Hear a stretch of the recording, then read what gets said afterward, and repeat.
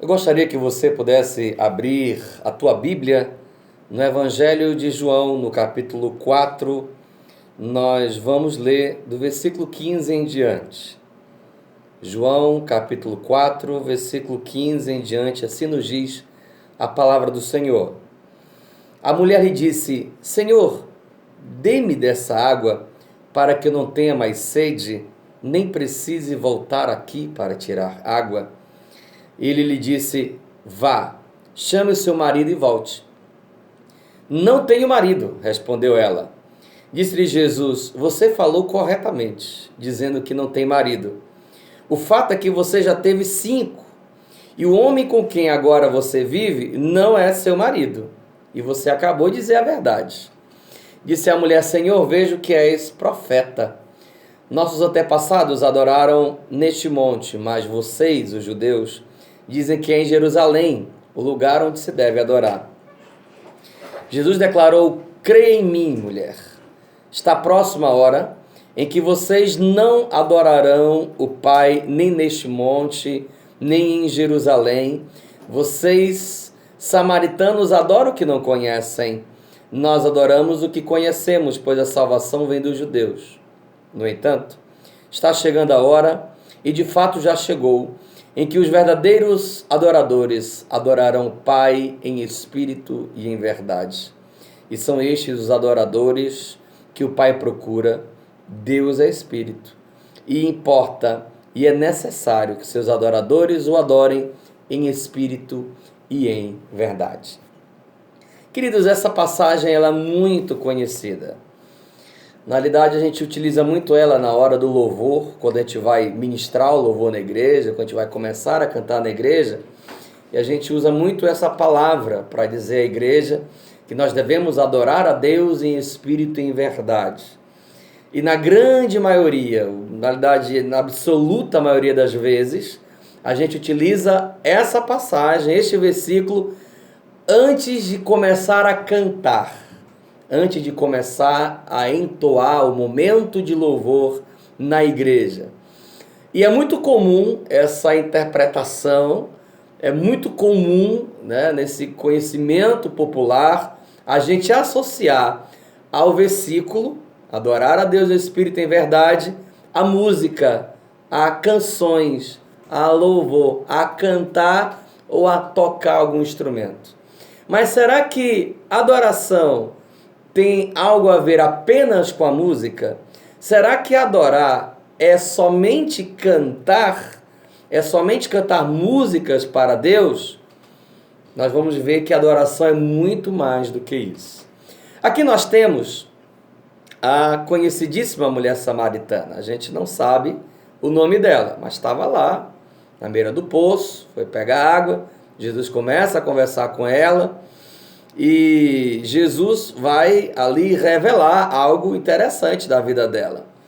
Jesus vai dizer que ela já teve 5 maridos, e o marido que ela estava agora naquele momento não era dela, ou seja, ela era uma mulher, ela era uma amante, ela estava vivendo uma vida promíscua, ela estava tendo um relacionamento com outra pessoa que não era o marido dela, era um homem que tinha uma outra mulher, estava vivendo uma relação extraconjugal, estava vivendo uma relação às escondidas, sendo amante de um homem ali.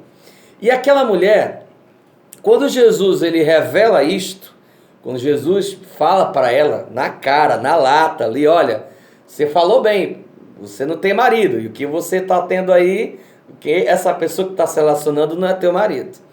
O engraçado que essa mulher, ela muda assim a rota da conversa, né?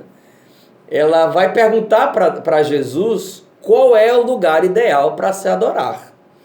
Onde é que elas deveriam adorar? Porque eles, os samaritanos, adoravam no monte deles, e os judeus também tinham seu monte para adoração em Jerusalém. E ela está preocupada com o lugar da adoração. E o que mais chama a atenção aqui é que aquela mulher ela está mais preocupada com o lugar, com o ritual da adoração, do que propriamente com o seu próprio caráter, com a sua própria vida, né? Com o próprio exemplo com a própria estrutura de vida, de moral, de ética, de caráter com que ela estava vivendo. Ou seja, ela estava vivendo uma vida totalmente pecaminosa, uma vida mentirosa, um relacionamento indevido, e ela estava preocupada com o lugar da adoração, onde é que ela deveria adorar. E o engraçado é que a gente também observa essa mesma pergunta hoje. Tem muita gente que se preocupa mais com o lugar, com o dia, com hora, com a liturgia, com o ritual, do que propriamente com o seu caráter, com a sua santidade, com o seu exemplo de vida. São pessoas que vivem uma vida sem caráter, sem moral, sem santidade e se preocupam com o dia, com hora, com o lugar onde devem estar adorando ou não a Deus. E aí é um ponto muito sério, porque muita gente hoje se preocupa com qual a igreja certa, qual a igreja onde eu posso ir e cultuar. Será que é na igreja A, na igreja B, na igreja C, na igreja D? Ah, porque aquela igreja é mais avivada. Ah, não, porque aquela igreja faz muita zoada, eu prefiro uma igreja mais tranquila. Ah, não, porque essa igreja é muito fria, eu prefiro uma igreja mais animada. Ah, porque naquela igreja o pessoal dá glória a Deus, naquela não dá. Porque naquela igreja tem batismo no Espírito Santo, ali não tem. Porque ali alguém rodopia, ali naquela igreja o pessoal é mais calmo. Porque eu gosto dessa aqui, gosto daqui dali. E a gente, porque eu gosto desse tipo de música, porque esse louvor é um louvor mais animado, eu gosto de louvor mais animado, eu gosto de adorar a Deus com música mais animada. Ah, não, gosto de adorar a Deus mais com hino mais calmo, mais lento de adoração. Eu sinto mais a presença de Deus quando eu canto o hino de adoração. E a gente está repetindo o mesmo erro desta mulher. E a gente está pior ainda, achando que a adoração é uma música, é um ritual, é um lugar, é um dia, é um horário. Aí vem Jesus. Jesus é fantástico, querido. Jesus é maravilhoso. Jesus, ele dá uma resposta para aquela mulher, e essa resposta de Jesus é o guia, é o que nos norteia em relação ao que significa a verdadeira adoração. Jesus vai ser bem claro, e Jesus vai dizer assim: olha, mulher, presta atenção, vai chegar a hora em que os verdadeiros adoradores vão adorar a Deus em espírito e em verdade, não é nem nesse monte de vocês aí, não é nem em Jerusalém, é o lugar que se deve adorar, mas vai chegar a hora em que vocês, deverão adorar, está chegando a hora, e de fato já chegou, em que os verdadeiros adoradores adorarão o Pai em espírito e em verdade.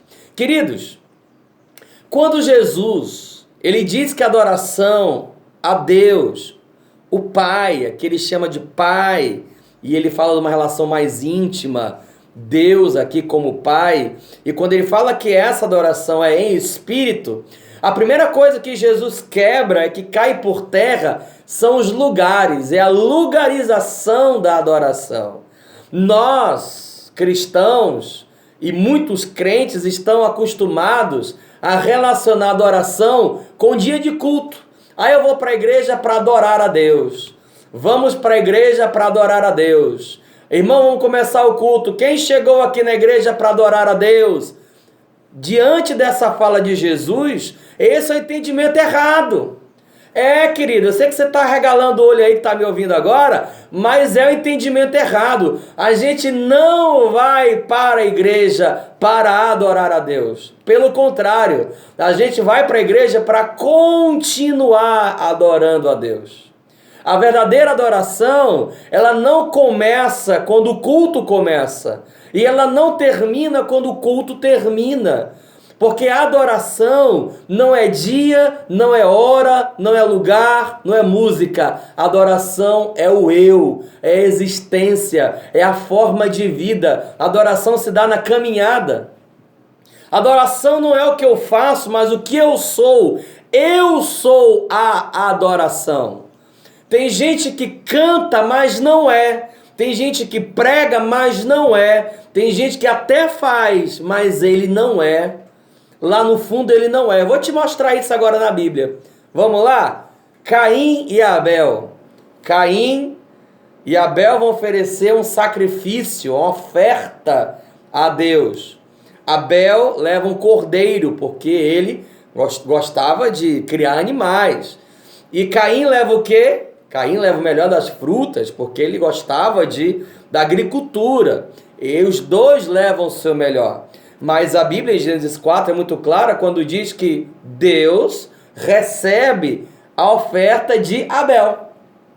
E Caim fica ali, meio triste, abatido, zangado, magoado, chateado. E aí Deus vai até Caim e fala assim: Caim, o pecado está na tua porta, cabe a ti dominá-lo. Não é certo, Caim? Será que se o bem não fizeres, tu também não será aceito? Deus está dizendo aí no versículo 7 do capítulo 4 de Gênesis, o motivo pelo qual a oferta de Caim não foi aceita, porque Caim não vivia uma vida em fazer o bem. Deus diz assim: não é certo que se fizeres o bem, a tua oferta não será aceita? Prova disso, que Caim era alguém mau que matou o seu irmão Abel. Ou seja, quando Deus olha para a oferta de Caim de Abel, Deus naquele momento não está olhando a oferta, o item, o objeto ofertado. Deus está olhando a alma, o coração, a essência de quem está ofertando. Muitas vezes nós nos preocupamos em cantar uma música bonita, em organizar um evento na igreja bonito, em ornamentar a igreja, ensaia banda, ensaia coral, ensaia apresentação, ensaia teatro. A gente quer ofertar algo bonito e nós esquecemos que a maior e melhor oferta que nós podemos dar a Deus somos nós mesmos. Nós somos oferta. Não adianta você cantar uma música bonita se dentro de você não é bonito, não tem nada bonito dentro de você. Não adianta você falar uma pregação bonita se dentro de você não tem nada bonito, porque Deus não olha o objeto da oferta, Deus olha para o coração de quem está ofertando, aquele que está ofertando o louvor, a adoração, a música, seja lá o que for.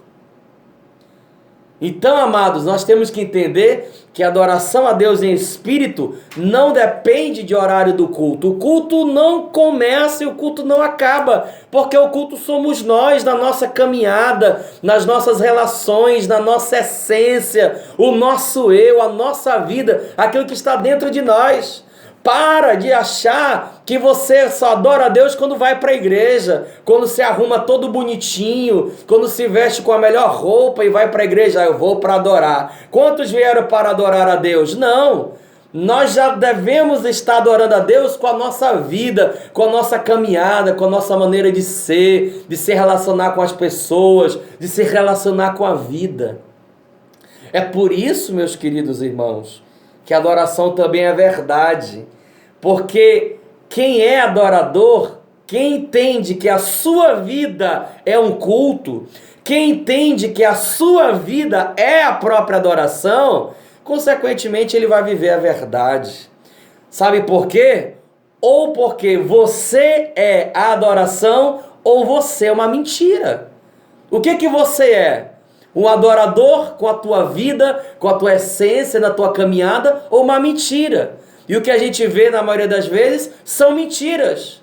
Pessoas que cantam, que pregam, que dizem que estão na igreja, mas na realidade a vida não tem nada a ver com aquilo. Fora da igreja é outra coisa. Por que tem tanta gente falsa na igreja, mascarada na igreja, que fala mal de todo mundo, que é fofoqueiro, que desce além de todo mundo? Porque para ele o culto é só naquele dia, naquele lugar, naquele horário, naquele momento. Adoração não é dia, não é lugar, não é horário, não é momento. Adoração a Deus não é momento, adoração a Deus é vida. Eu sou a adoração, eu sou o culto ofertado a Deus. Para de se preocupar de inventar um monte de coisa no culto, de querer que o culto tenha um monte de coisa, de evento, e canta aquilo, e faz aquilo, e fulano de tal canta, e canta outro, e é teatro, e é dança, e é coreografia, e aquele monte de coisa. Ah, o culto na igreja foi bonito, porque teve um monte de apresentação. Amados, isso é só um elemento, isso é só uma parte. Não fica pensando que isso ilude Deus, não. Porque quando Deus olha para essas coisas, Ele olha lá para o teu coração, lá para a tua essência, lá para aquilo que você é no teu dia a dia, na tua caminhada, fora das quatro paredes da igreja, onde ninguém está te vendo, lá na realidade que você vive. Adorador é adorador na realidade, é no dia a dia, na vida, nos relacionamentos da sua caminhada. E aí eu vivo em verdade.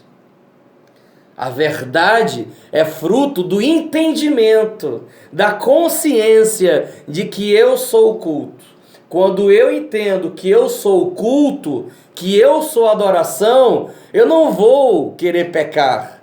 Eu vou vigiar mais.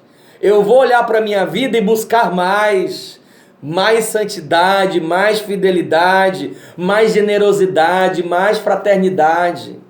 Então, pastor, quer dizer que a gente não precisa ir para a igreja? A igreja é o lugar do encontro. Aquela liturgia, aquele ritual é importante para o nosso crescimento. Mas o que eu quero que você entenda é que o culto não é aquele momento, o culto é a sua vida. Não adianta nada você ir para aquele lugar, para aquela igreja, para aquele dia, para aquele horário, com aquela roupa, para aquele ritual, se a sua vida não é um culto. Nós vamos para a igreja para a gente continuar através do elemento da música, da oração, da pregação da palavra, para a gente continuar essa adoração que deve fazer parte da nossa vida, do nosso ser, da nossa essência. Lembra daquela mulher que entrou naquele jantar na cidade de Betânia, na casa daquele fariseu na cidade de Betânia? Aquela mulher entra, as lágrimas delas banham os pés de Jesus, com seus cabelos ela enxuga os pés de Jesus, derrama um vaso de alabastro ali aos pés de Jesus. Aquela mulher adora a Deus sem fazer nenhuma ação que a lei judaica prescrevia como adoração. Ela faz tudo de outro jeito, ela faz algo inovador. Mas por que a adoração daquela mulher? Por que as lágrimas? Por que aquele momento foi tão marcante? Porque aquela mulher, o coração dela estava regado de arrependimento verdadeiro. E o verdadeiro adorador é este ser, é este homem, esta mulher, esse filho de Deus que caminha nesta consciência de que ele deve a cada dia buscar a Deus, reconhecer seus pecados, buscar ser santo, ser generoso, estender a mão para quem precisa, ser fraterno, ser gentil, fazer com que as pessoas se aproximem de Deus, ser o bom perfume de Cristo, ser sal da terra, ser luz do mundo. Quando Jesus Cristo vai dizer: vinde a mim, bendito de meu Pai, porque tive fome e me deste de comer, tive sede e me deste de beber, estive nu, me vestiste, preso, me visitaste, estive doente, me visitaste, fui estrangeiro, você me hospedou. E todas essas coisas a gente faz na nossa caminhada, na nossa vida, na nossa relação, na nossa existência, sabe? Tudo isso é sal, tudo isso é luz. É muito mais do que cantar uma canção bonita. É muito mais do que cantar a canção da moda, a nova música da moda. Sabe, querido? Então, em vez de você estar preocupado só com o culto de domingo à noite, seja você o culto. Seja você a adoração. Seja você a oferta de louvor a Deus. Seja você o culto racional. Seja você a Bíblia que as pessoas vão ler. Você é a Bíblia que as pessoas precisam ler. Você é a adoração. A adoração é você. Você é a adoração. Você é o culto. E quando nós entendemos isso, nós caminhamos na verdade. Nós caminhamos na paz, na tranquilidade, sem amarras, sem as algemas da religiosidade, sem as algemas do legalismo, sem as algemas das regras, das leis que a religião impõe sobre nós. Porque se eu entendo que eu sou adoração, eu entendo que vivo em verdade, porque a minha vida é a própria adoração. Amém, querido? Seja você a adoração, seja você o culto, você é a adoração. Que Deus te abençoe e que você viva adorando a Deus em espírito e em verdade. Bênção de Deus para a tua vida, em nome de Jesus.